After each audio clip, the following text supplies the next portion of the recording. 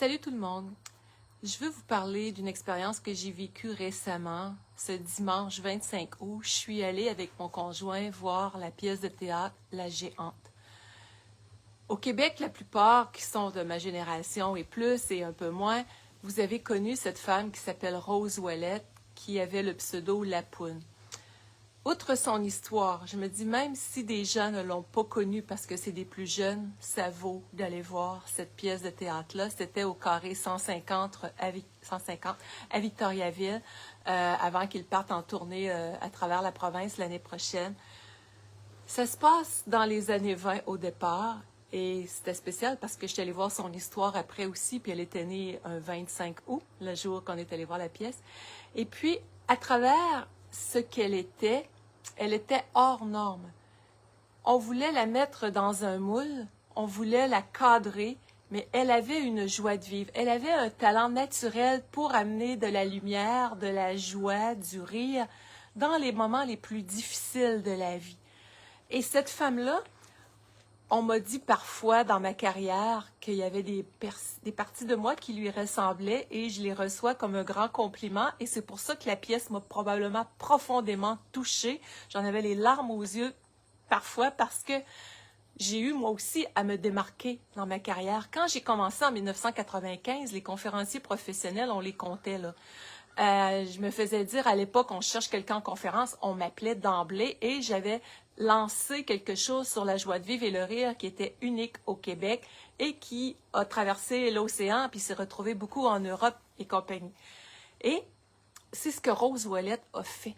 À l'époque de la guerre, et on nous amène pas à revisiter l'histoire du Québec à travers l'histoire de cette femme assez unique, merci, qui, dans la jeune vingtaine, était déjà directrice de théâtre. Elle a dirigé 2 théâtres dans sa vie, 2 représentations par jour, et elle a été sur scène pendant 17 ans en continu à un moment donné, quand tout était contre elle.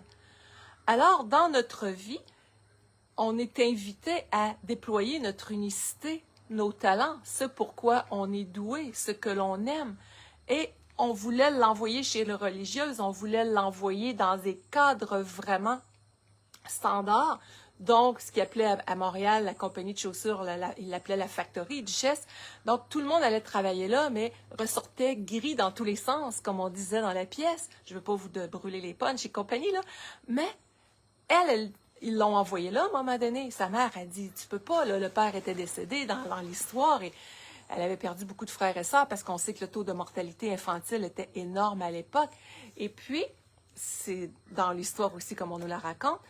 Et de là, on l'envoie travailler là, mais elle se fait mettre à la porte.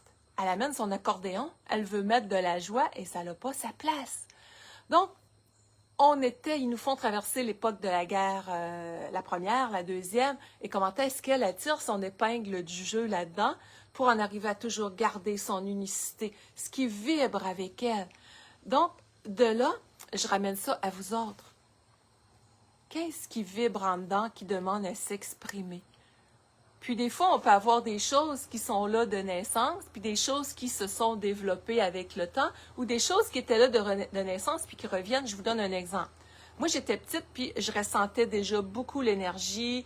Tu sais, je me faisais dire des fois, t'es-tu médium? Arrête ça tout de suite. Ça faisait peur à l'époque d'avoir une forte intuition, d'avoir du ressenti, de percevoir les gens. Donc, j'ai mis le bouchon là-dessus. Et à un moment donné, oups, ça revient tout ça. Avec l'expérience à côtoyer les gens, on renaît à ça.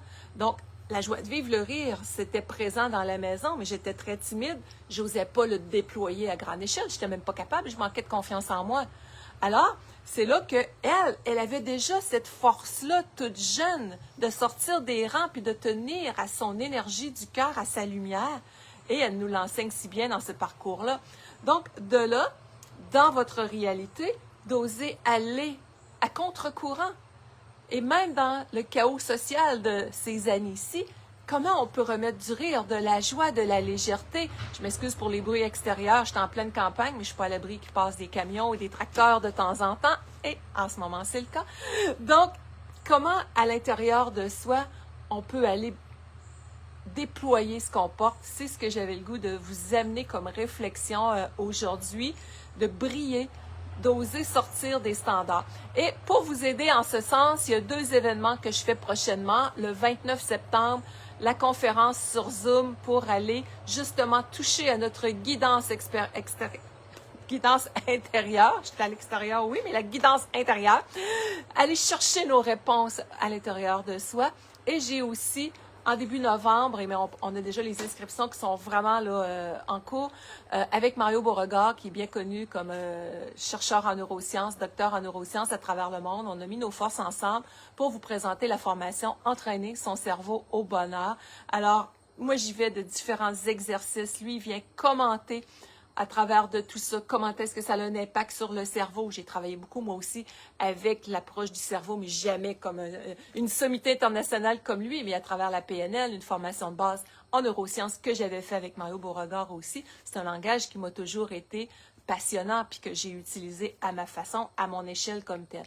Alors, ces 2 rendez-vous que j'ai créés pour qu'on puisse aller chercher notre unicité au cœur de la réalité personnelle, familiale, professionnelle, sociale, oser s'écouter, oser aller de l'avant vers ce qui nous fait vibrer, comme Rose Ouellette, alias Lapoune, nous l'a si bien présenté.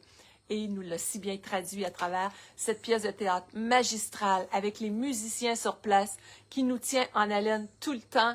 C'est beau, c'est grand, c'est humain, c'est touchant. Alors soyons cette personne qui demande juste à être dans sa raison d'être. On est né pour être beau, grand, humain, briller, rayonner, déployer nos talents. Alors, je vous mets les liens avec la vidéo, puis on se dit à bientôt. Bye bye.